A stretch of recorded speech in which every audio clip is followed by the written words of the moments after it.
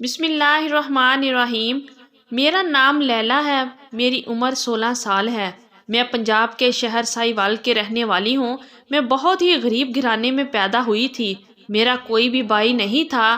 میری اماں لوگوں کے گھر کی صفائیاں کرتی تھی، ان کے برتن دھونا، جھاڑو لگانا، یہ سب کام کر کے میری ماں ہمارا پیٹ پالتی تھی۔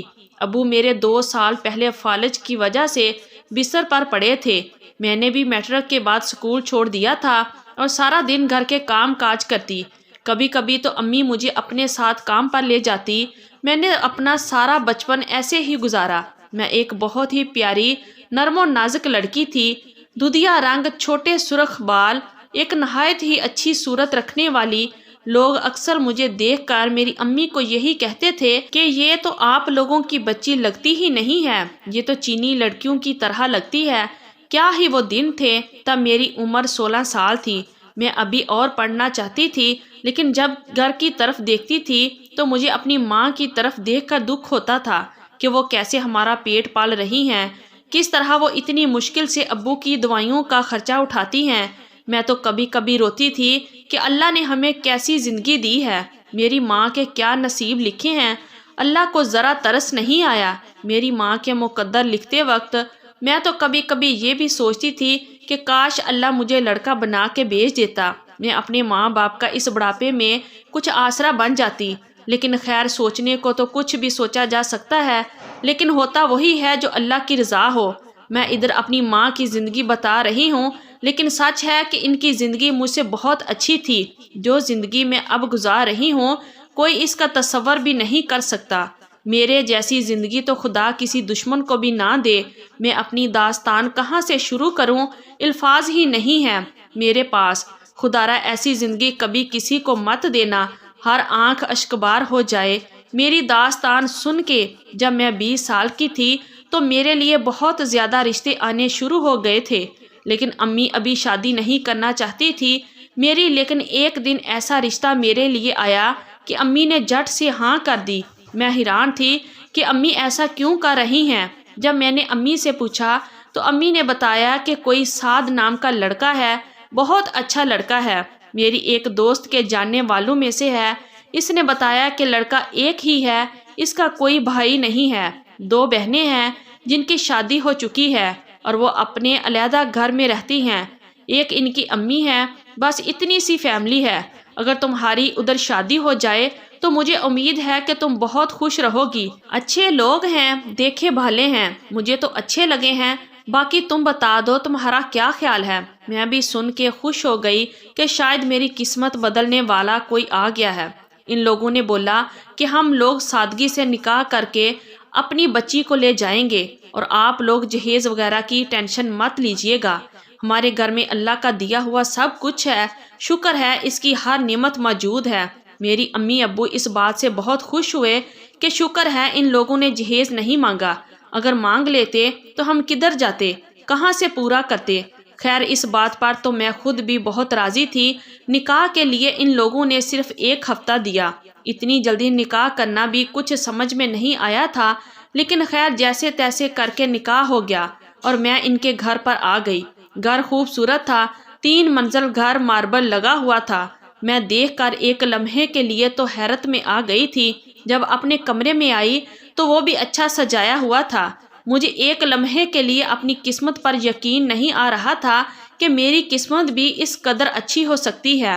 سعد بہت اچھے انسان تھے اور سب سے بڑی بات میری ساس بہت اچھی تھی، مجھ سے بہت پیار کرتی تھی۔ شادی کو اتنی دیر ہو چکی تھی، آج تک میری ساس ہی میرے بہت سارے کام کر کے دیتی تھی۔ میں بہت خوش تھی کہ شوہر تو اچھے ملے ہی ہیں، مگر ساس بھی بہت اچھی ملی۔ جتنی ان لوگوں کی تعریف سنی تھی وہ تو بہت ہی کم تھی، یہ لوگ تو بہت زیادہ اچھے تھے۔ میں بہت خوش تھی، لیکن ایک بات میری ساس کی بات عجیب تھی۔ وہ سب جب میرے شوہر اپنے کام پر چلے جاتے تو تھوڑی دیر میں میری ساس بھی بنا بتائے چلی جاتی۔ کچھ دن میں نے کوئی سوال نہیں کیا، لیکن ان کا روز کا معمول دیکھ کر میں پریشان ہو گئی تھی کہ یہ جاتی کہاں ہے۔ ایک دن میں نے پوچھا تو بولی کہ میری ایک دوست ہے، ادھر سے تھوڑے فاصلے پر ہی رہتی ہے، ان کے پاس چلی جاتی ہوں، ذرا وقت اچھا گزر جاتا ہے۔ میں نے بھی ان کی اس بات پر یقین کر لیا۔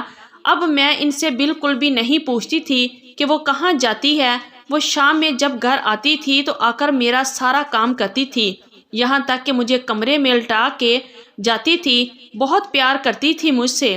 وقت ایسے ہی گزرتا گیا اور ایک دن آیا جب مجھے پتہ چلا کہ میں ماں بننے والی ہوں۔ میں بہت خوش تھی، میرے شوہر بھی بہت خوش ہوئے اور سب سے بڑھ کر میری ساس بہت خوش ہوئی۔ انہوں نے میرا بڑا خیال رکھا، مجھے کبھی کمی محسوس نہیں ہونے دی کہ میری ماں میرے پاس نہیں ہے۔ میری ماں سے بڑھ کر وہ مجھ سے پیار کرتی تھی، میرا سارا کام خود کرتی تھی، اور تو اور مجھے رات میں کھانا کھلا کے دودھ کا گلاس بھر کے پلا کے پھر پاس بیٹھ جاتی تھی۔ جب تک میں سو نہیں جاتی تھی وہ بیٹھی رہتی تھی، سر میں ہاتھ پھیرتی رہتی تھی۔ ایک ماہ ہو گیا تھا، ایک دن اچانک میری طبیعت خراب ہو گئی۔ میرے شوہر مجھے ہسپتال لے کر بھاگے۔ طبیعت اتنی خراب ہو گئی کہ مجھے اپنا بچہ کھونا پڑا۔ اس صدمے سے میں ایک ہفتہ بستر پر پڑی رہی۔ میرے شوہر نے مجھے بہت سنبھالا، بہت دلاسا دیا۔ مجھے میری ساس نے بھی بہت کہا کہ اپنا خیال رکھو، اور میرا خیال خود بھی رکھا۔ ایک ہفتے بعد میں واپس پہلے کی طرح میں زندگی کی طرف لوٹ آئی۔ وقت گزرتا گیا، میں اللہ سے بہت دعائیں کرتی تھی کہ اللہ میری گود پھر سے ہری کر دے۔ میرے شوہر بھی مجھے بہت دلاسا دیتے تھے کہ اللہ کی رحمت سے نا امید نہیں ہوتے، اور ایک بار پھر اللہ نے میری دعا سن لی۔ ایک بار پھر میں حاملہ ہو گئی۔ میری خوشی کا تو کوئی ٹھکانہ ہی نہیں رہا تھا، اور اس بار پھر 2 ہفتے بعد ہی میرا حمل ضائع ہو گیا۔ لیکن حیران کن بات یہ تھی کہ میرے شوہر اور میری ساس کے رویے میں ذرا بھی تبدیلی نہیں آئی۔ میں بہت حیران اور پریشان تھی، لیکن بیمار بھی رہنے لگ پڑی، صرف یہ سوچ سوچ کر کہ میرے ساتھ یہ ہو کیا رہا ہے، اور ان سب کی محبت بھی میرے لیے کم نہیں ہو رہی تھی۔ 3-4 بار میں حاملہ ہو رہی تھی، لیکن ایسے ہی میرا حمل ہر دفعہ ضائع ہو جاتا تھا۔ میں اب ذہنی طور پر بیمار ہو چکی تھی، اتنی طبیعت ہر وقت خراب رہتی کہ کچھ سمجھ میں نہیں آتا کہ میرے ساتھ یہ کیا ہو رہا ہے۔ میرے شوہر جب مجھے ڈاکٹر کے پاس لے کے گئے تو انہوں نے کہا کہ اسے ہسٹیریا کا مرض ہے۔ میری کیفیت پاگلوں جیسی ہو گئی تھی، کچھ سمجھ میں نہیں آتا تھا کہ میرے ساتھ ہو کیا رہا ہے اور کیوں ہو رہا ہے۔ میری ساس میرا بہت خیال رکھتی تھی۔ اس دوران میرے ابو بھی اس دنیا سے چلے گئے۔ اب میری امی اکیلی پڑ گئی تھی۔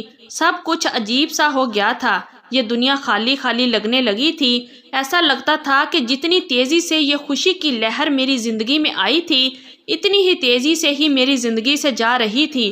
لیکن پھر ایک دن میری زندگی میں ایسا آیا جس نے میری روح کو چیر کر رکھ دیا۔ وہ دن میرے لیے قیامت سے کم تکلیف دہ نہیں تھا۔ اس دن میری آنکھوں سے سب پٹیاں اتر گئی۔ جیسے میں نے اپنے شوہر کو اپنی ساس سے باتیں کرتے سنا، میری آنکھیں اور کان ان لمحات کو دیکھنے اور سننے کے قابل نہیں رہے تھے۔ ہوا کچھ یوں تھا کہ میری ساس روز کی طرح مجھے سلا کے چلی گئی تھی۔ میرے شوہر کام سے کچھ دیر سے ہی گھر آتے تھے اور میری ساس ان کو کھانا وغیرہ خود ہی دے دیا کرتی تھی۔ شادی کے پہلے دن سے آج تک یہی معمول تھا۔ اس دن بھی یہی ہوا تھا۔ میں سو گئی تھی، اچانک میری پیاس سے آنکھ کھلی۔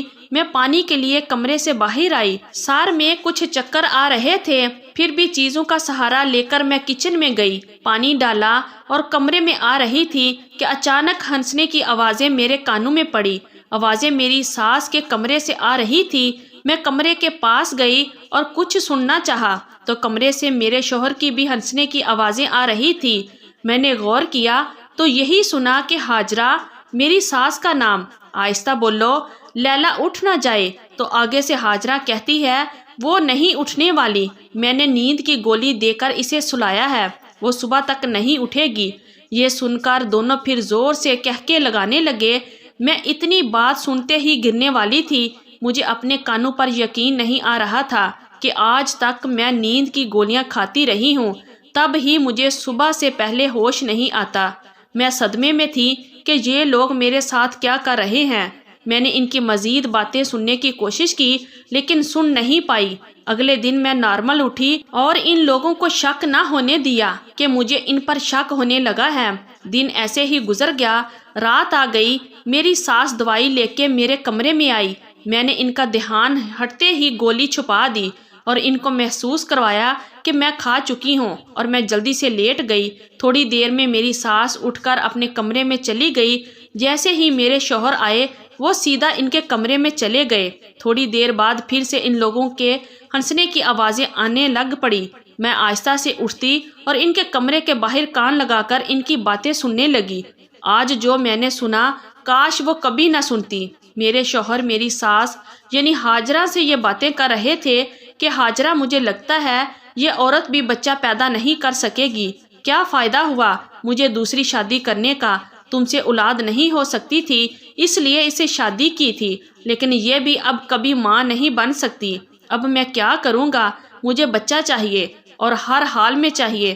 ہاجرہ بولی، ہاں میں اپنے شوہر کی ایک اور اس سے بھی بڑی پیاری سی لڑکی سے شادی کرواؤں گی، دیکھنا وہ آپ کو بچہ دے گی۔ سعد بولے، اس کا کیا کرے، یہ ایسے ہی مر جائے گی۔ تو اس بات پر دونوں ہنس پڑے۔